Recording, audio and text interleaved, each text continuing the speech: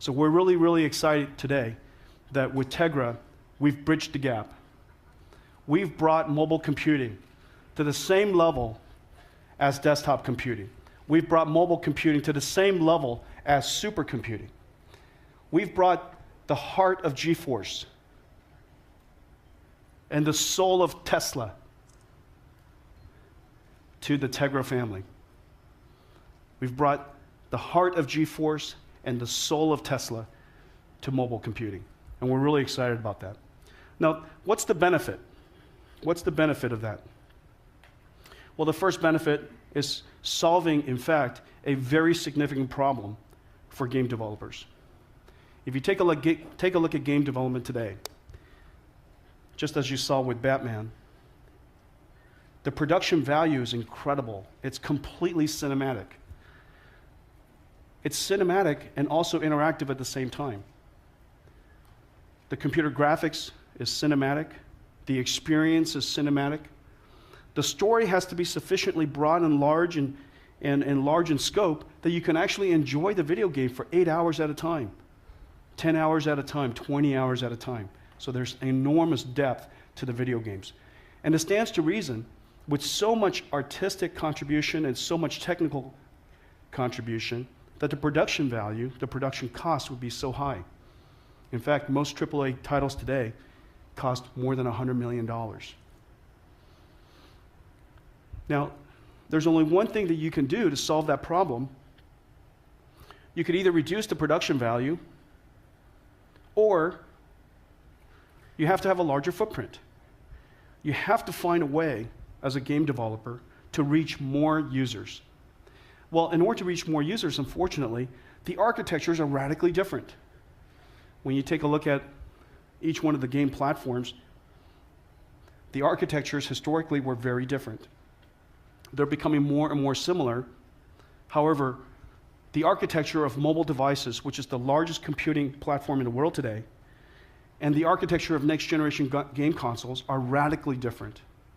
One of them is based on OpenGL ES 3.0, and the other one is based on OpenGL 4.3.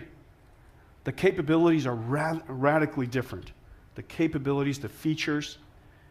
And so, for a game developer, the diversity of the platforms creates another degree of complexity that is simply intolerable. The developer's dilemma. They want to build great games. They want to take the financial risk, but they need to have large enough footprint that can accept and help people enjoy the creation that they make. And so today, we're incredibly excited to announce that Epic Games is going to bring their next generation engine, the Unreal Engine 4, to the Tegra K1.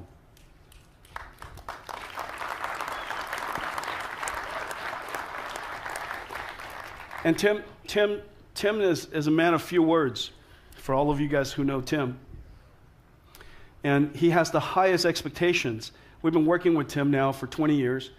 He has the highest expectations of anybody in the game industry. And he sets us so cleanly. He says we can take absolutely anything that runs on PC or high-end console and run it on Tegra now. I didn't think that we'd be at this level on mobile for another 3 to 4 years. Now let's take a look at what he meant by that. So if you look at this, this is Unreal Engine 3. This is the last generation game console. In the year 2002, we launched NV30, which was GeForce Effects, with the invention of DX9. DX9 brought to the world programmable shading. And the effect that we saw in video games were per pixel lighting. So video games became bumpy and shiny. Okay, whereas before it looked chalky and flat, now it looks bumpy and shiny. It came to life. And modern video games are still based on DX9.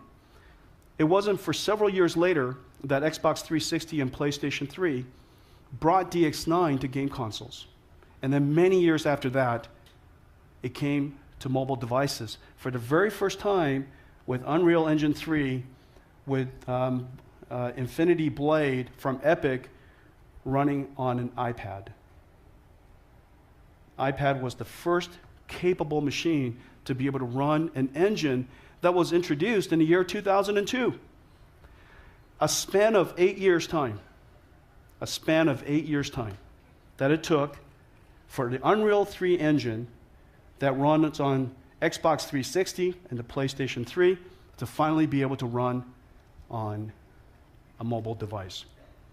Well, that entire 8 years is what we consider last generation. It was the DX9 era.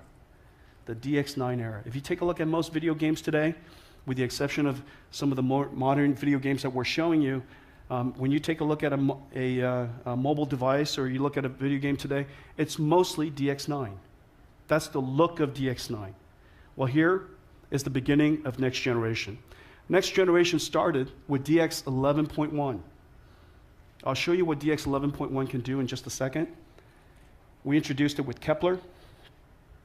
1 year later, because of this incredible imperative to unify the platforms for the video game industry, the new game consoles are effectively PCs.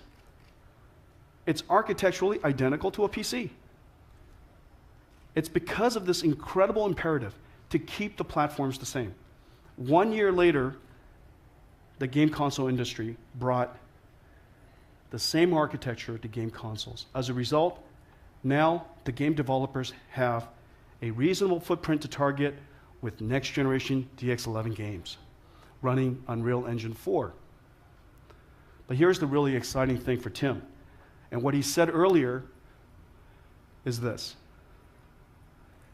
This time around, because of what we've done with Tegra K1, we have now reduced the amount of time that it's taken for next generation platforms to be able to reach not just PCs, not just consoles, but also mobile devices of all kinds.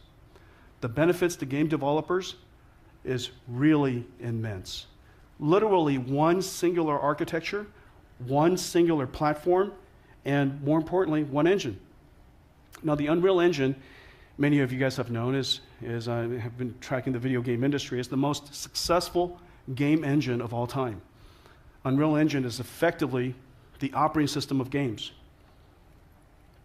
The game AI, the game physics, the game rendering engine, it basically embodies the runtime of modern video games.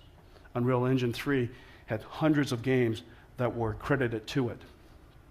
And here comes Unreal Engine 4, the next generation. So that's what Tim is really excited about.